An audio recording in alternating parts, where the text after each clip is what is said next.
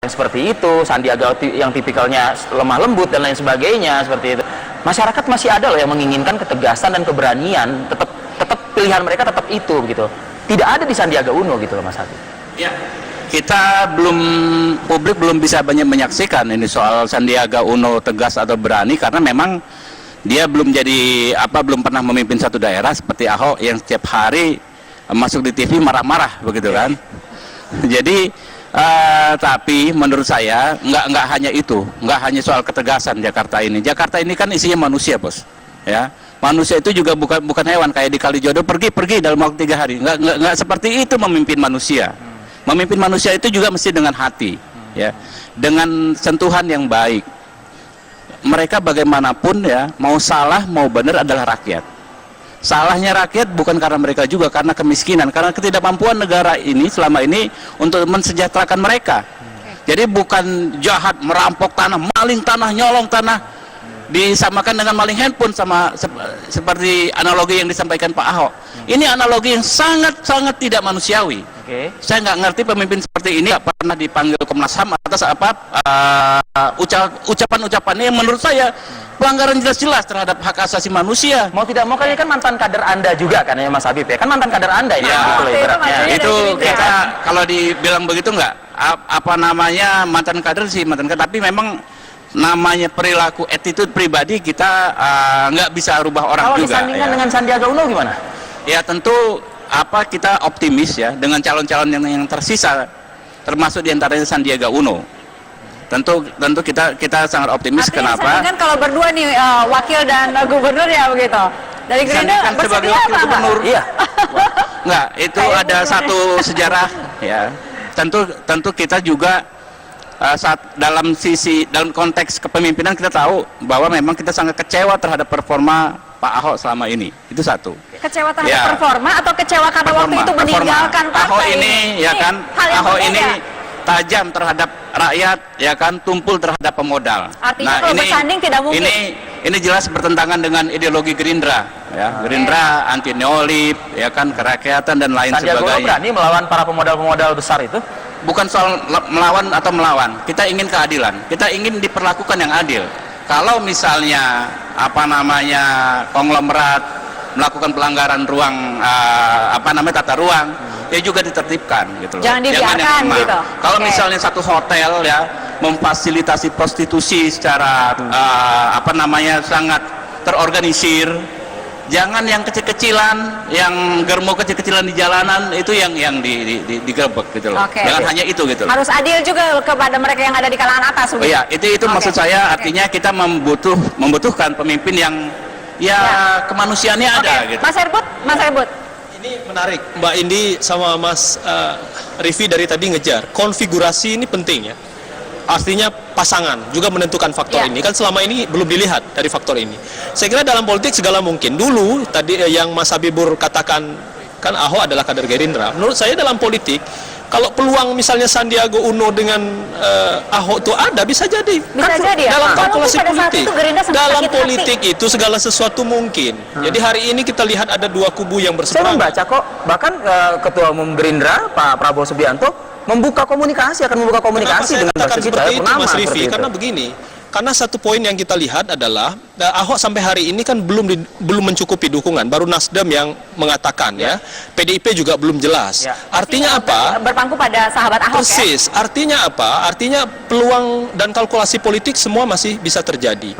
Nah, menurut saya Prabowo, kalau Ahok teman, sahabat Prabowo teman Ahok.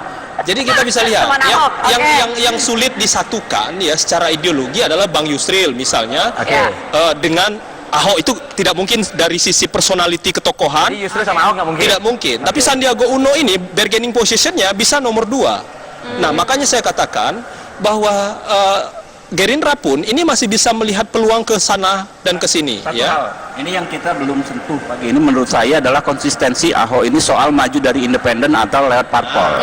Itu menurut saya, itu dua hal yang baik secara ideologis dari segi ilmu politik, bapak-bapak dan ibu-ibu paham, maupun dari segi regulasi, dua hal yang bertentangan. Nggak bisa dicampur adukan dan nggak bisa dipilih secara pragmatis. Kalau Ahok ingin menjadi pemimpin yang memberi pelajaran, pencerahan, memilih untuk menjadi independen itu pilihan ideologis. Ada argumentasi ideologis, saya tidak percaya berjuang lewat jalur parpol di Indonesia.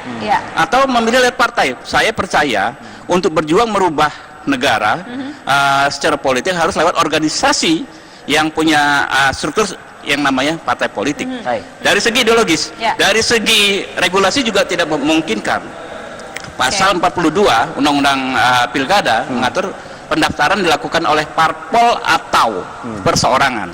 Jadi dari sini saja tidak konsisten. Jadi saya melihat pilihannya pragmatis karena takut KTP-nya nggak cukup, dia merapat ke parpol, gitu kan? Takut nggak dapat rekom parpol, dia bikin kumpulin KTP. Sekarang kita bisa melihat Mas Habib itu mengatakan Pak Ahok itu pragmatis, gitu ya. Masih tidak konsisten, begitu ya. Tapi kita tunggu nih, beberapa bulan berikutnya, apakah akan menggandeng Ahok atau tidak? Nah, itu dia. Kita bisa jadi kan ada kemungkinan. Ada kemungkinan. Iya.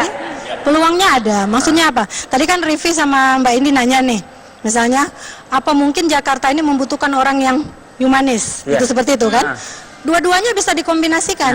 Persoalan Kalijodo itu kan sejak 2002 sebenarnya, tapi mungkin yang sebelumnya terlalu humanis, tidak punya keberanian sehingga tidak plengces gitu kan.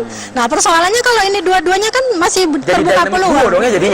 Jadi justru itu cantik. Yang kedua, saya katakan Pak Yusril bukan melarang Pak Yusril sama Bang Adiaksa untuk maju, tapi kalau mereka kalah kan gak enak banget gitu loh, sakitnya kan di sini gitu kan. Kalau dengar Bang Margarito, tapi kan level menteri melawan yang sebenarnya hanya seorang pengganti gubernur yang bukan lewat pemilihan, padahal kan tiba-tiba kalah, itu menyakitkan. Tapi tidak apa-apa.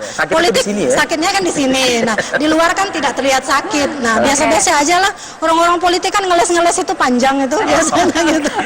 Kans Pak Yusril gimana nih kans Pak Yusril deh? Ya sama dengan Ahok juga. Belum cukup jelas juga kan kansnya Ahok. Kan tadi belum boleh bilang tadi. Independen belum jelas juga. Ke partai belum jelas juga. Cuma orang aja yang bikin ribut doang. Tapi ini. kalau kalah kan sakitnya sakit banget loh. Ya pasti sakit lah. Pasti sakit lah. Malah dia bisa lebih sakit dari yang lain-lain. Karena apa?